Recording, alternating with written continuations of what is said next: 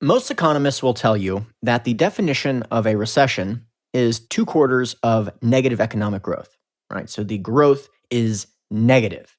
A contraction is taking place, right? Things are getting smaller. The contraction is taking place not only in terms of capacity, in terms of things like manufacturing, but also in terms of households. One of the things that was interesting about 2008 was that there was such widespread contraction that regardless of what interest rates were, people were basically unwilling to make future investments. This is very similar to what happened in Japan in the 90s. This is what a lot of people refer to as a balance sheet recession.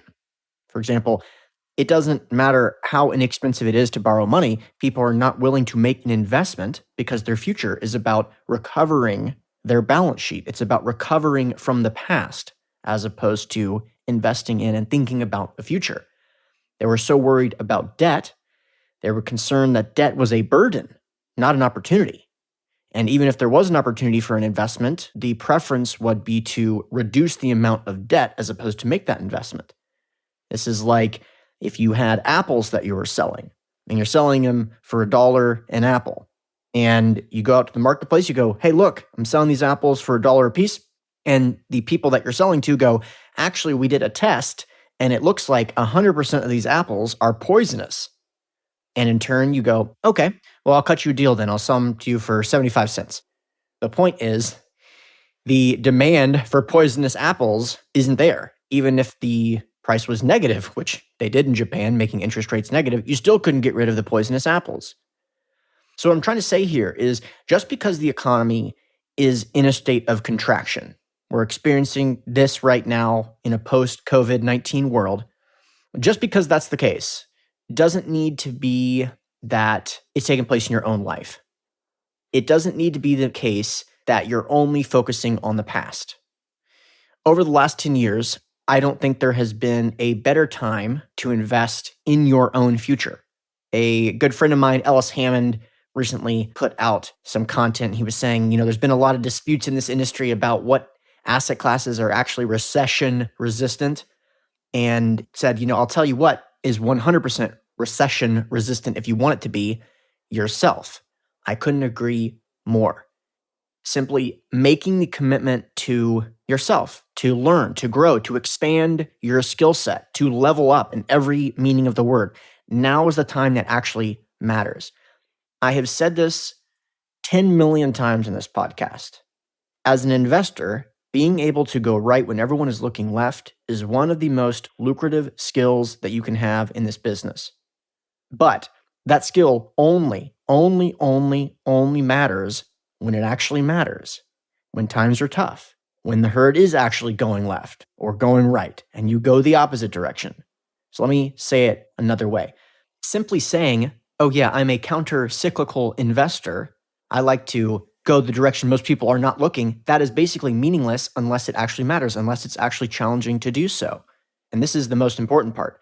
Making an investment in yourself implies huge things could be incredible, not only in terms of the actual skills that you can create by making that investment, but the benefits that has on your own psyche. Making a bet on your future. Making a bet on your future self. That's literally what you're doing. So the key word is that your future, is that implying that we're going to have one, implying that we're actually going to overcome this coronavirus crisis / pandemic and the economic fallout that is taking place all over the world. It also just means that your future is important to you. Just making that decision while everyone else is sleeping or crying or coping or complaining, it makes a big impact on the way that you view what's going on around you when everyone else is contracting. Just to be able to say it out loud, it's so powerful. Plus, it's a very, very good sign in terms of how you may overcome things in the future when maybe things are much more challenging.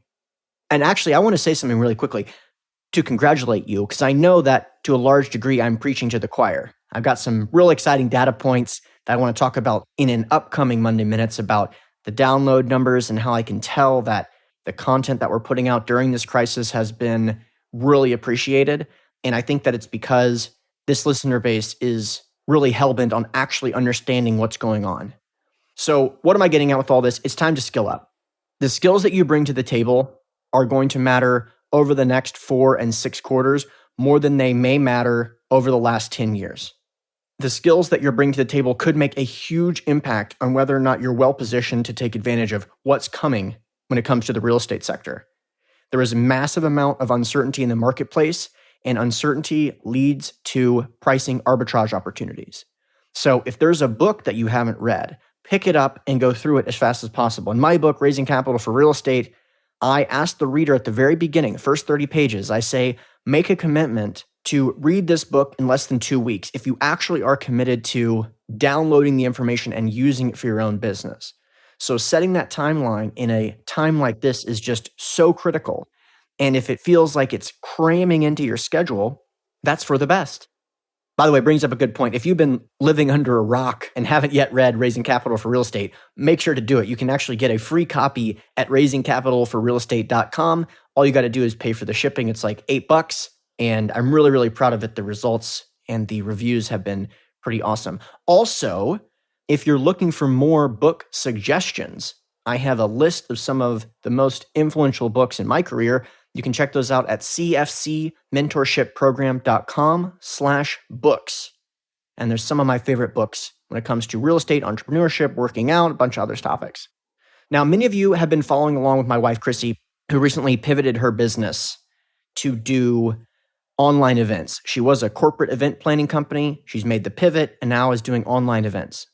For the last couple of weeks, she's been grinding out 12 to 15-hour days, getting a certification in the online event business. She's taken a course on the topic, and I've just seen her dive in. And I also saw a total shift in her mindset and her mentality once she did make that investment in herself. So I'm telling you, the opportunity is there. Whatever you have been putting on your list and keeping it there and then moving it to the bottom of your list, if it has to do with an investment in your future, make that choice. I know a lot of you are familiar with the mentorship program that we created. I'm very, very proud of it. cfcmentorshipprogram.com. I'm going on record right now and saying it is the most robust and comprehensive real estate investing and real estate entrepreneur program on the market. There's just nothing like it. Almost 100 people have gone through it, and the reviews have just been awesome, created some amazing relationships. There is 11 modules. We talk about everything from basically setting goals to using a financial calculator to talking to investors to conducting due diligence, just everything that it takes to run my business, looking, behind the kimono. And it's basically all the tools that you need. So if you're listening to a lot of podcasts right now, I'm sure that you're hearing people that know what they're talking about talk about the fact that there's not been a lot of activity in the commercial real estate sector, and that the activity is likely going to come back in Q4 of 2020.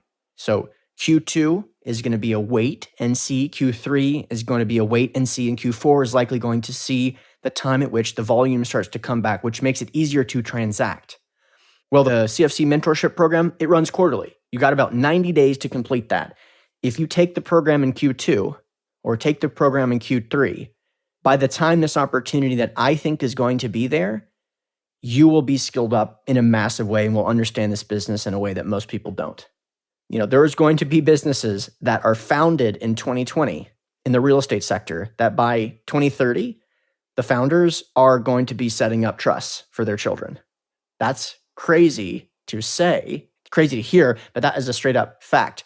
And you can do it. It's not easy to do that, but you need the mentality, you need the tenacity, you need the commitment, and you need the tools. I can't give you all of those things, but the tools I have for sure, and I put them in a program and it's available.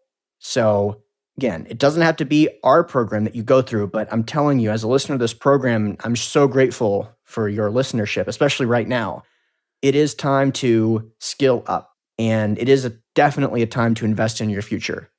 So you can learn more about the mentorship program at cfcmentorshipprogram.com. Click apply now, and we're doing a $200 discount. So if you do apply, make sure to mention to Adam Carswell, who handles all potential student inquiries. Let him know you heard about it on the show and that you want to activate your $200 discount. He'll tell you all about it. Hope to see you on the other side. Take a look at those books at cfcmentorshipprogram.com/books. All right, hope you enjoyed it. All right, listeners, you know the routine. This show is all about learning, making wise investments, and protecting and growing your capital. So if you're interested in these topics, make sure to hit the subscribe button. Of course, if you've already enjoyed a couple of great episodes, don't be shy, leave a review. It really helps the show's visibility. And lastly, if you're an accredited investor and you're interested in learning more about our investment opportunities, the types of deals that I personally invest in, go to asymcapital.com. That's ASYMcapital.com. Thanks a lot.